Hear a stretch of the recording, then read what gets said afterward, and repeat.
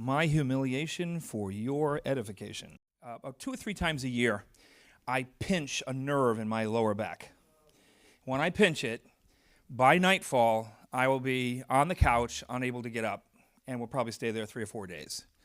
Right? It only happens a couple times a year, but it happens. Now, the reason it happens is because when I was a young man, I was an idiot. I was. I was so fixated on doing things that I thought were exciting that I would leap into situations without any plan for how I was going to land.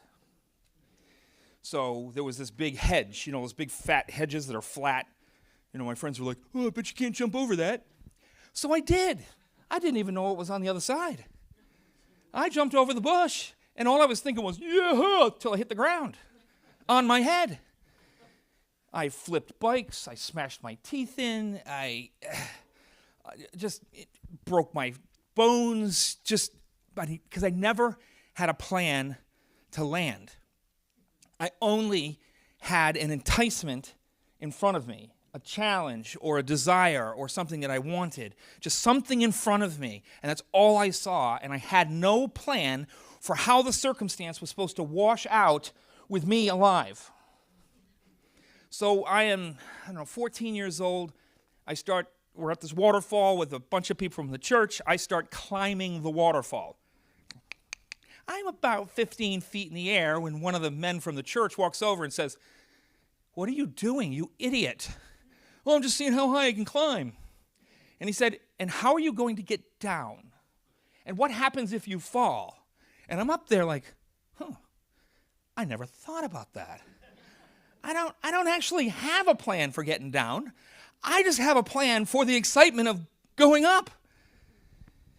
And so it became a thing in my life to pause, to learn to pause. Because your frontal lobes don't fully develop until you're about 25 years old. And those things that are developing are the things that actually measure consequences. And so you're not always, so you're brain damaged. Really. But in wisdom, the whole concept of wisdom is that the world works a certain way.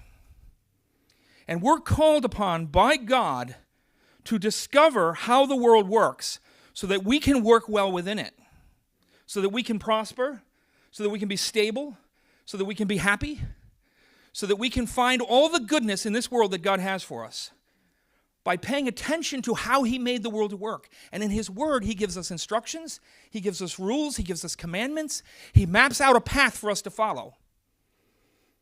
But we are often too interested in our thrills, too interested in our desires, too enticed by a momentary flash of something to make a plan to land.